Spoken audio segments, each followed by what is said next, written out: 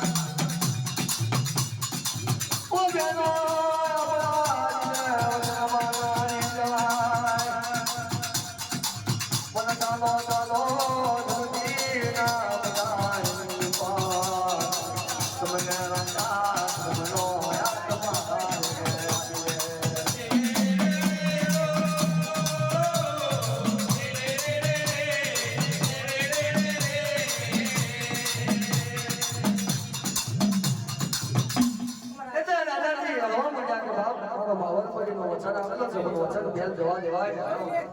વચન ની